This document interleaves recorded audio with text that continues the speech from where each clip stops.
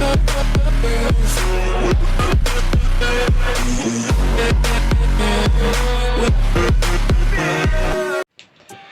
back to my channel. So today's video ay tuturuan ko kayo kung paano kumain ng Nissin Wafer.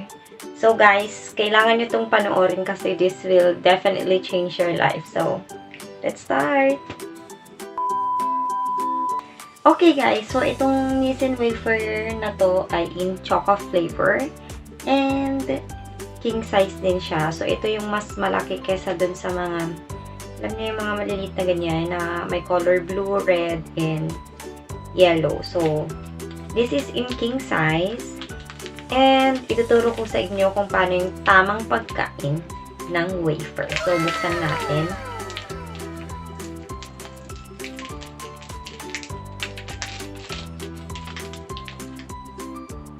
Ayan siya guys. Buksan natin na mabuti. Ayan, so makikita mo na yung laman niya. So ito siya guys. Tada! And of course,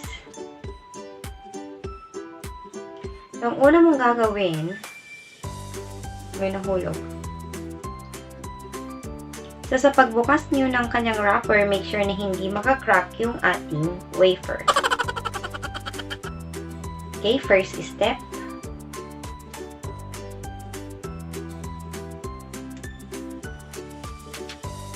Paghiwa-hiwalayin natin. Oops. Oops. Kailangan hindi siya. Wow.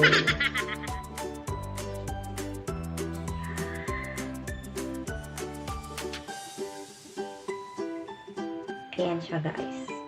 So, this is the first layer. And ito yung sisimulan mong kainin.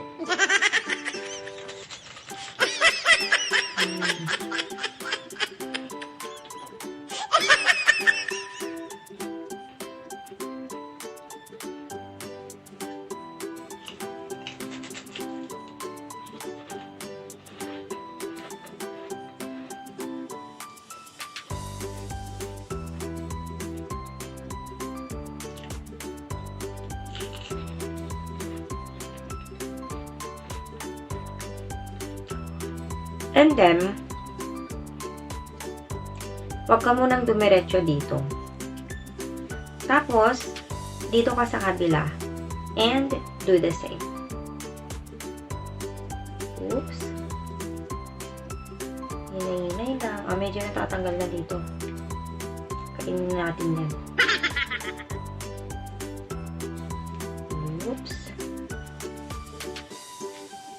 Oh! Tatanggal na siya. Naku. Make sure na hindi siya makrack.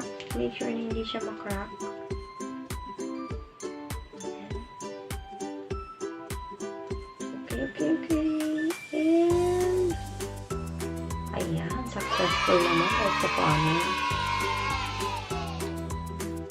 And of course, sunod mo tong kainin.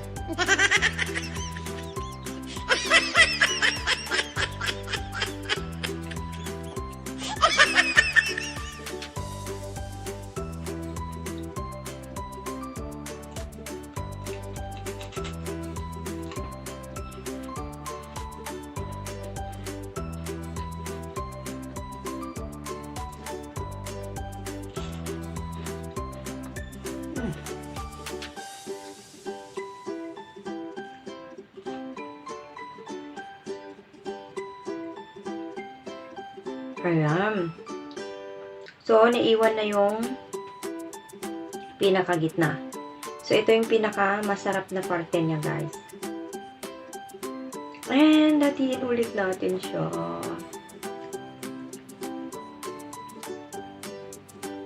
Ito yung the best na part ng wafer. Oops, kinainay lang. And,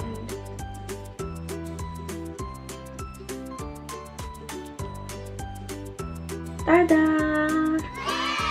So, ito na guys. Ayan. So, ito yung pinakamasarap na parte niya. So, kailangan natin itong ihuli. Okay, mas maraming chocolate ito. So, unahin natin itong kainin. Sabi nga nila, save the best for last. So,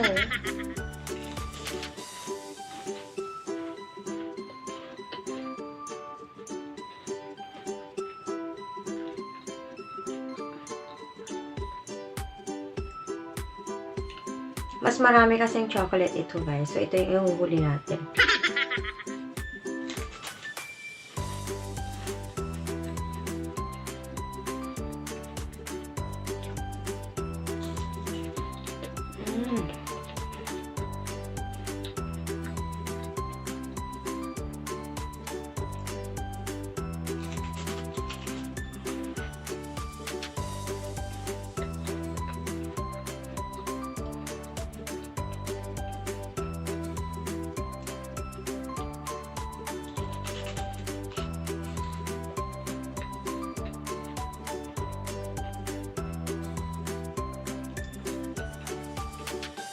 Last bite, guys. Last bite.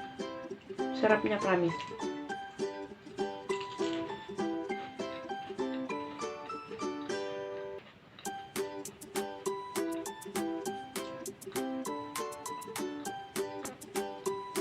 Ayan. So, pag ginawa nyo yun, guys, pag sinundan nyo yung ginawa ko, mananamnam nyo talaga yung chocolatey niya na feeling. So, now, alam na ninyo kung paano kumain ng wafer. Alam ko na hindi na ninyo kakainin yung wafer nyo ng dati. And you will be eating your wafer just like what I did. Diba? So guys, dito na nagtatapos ang ating maikling tutorial. So, see you again next time. Bye! Ay, wait lang guys. May pahabol ako. Huwag natin kalimutan uminom ng tubig pagkatapos ha. Bye!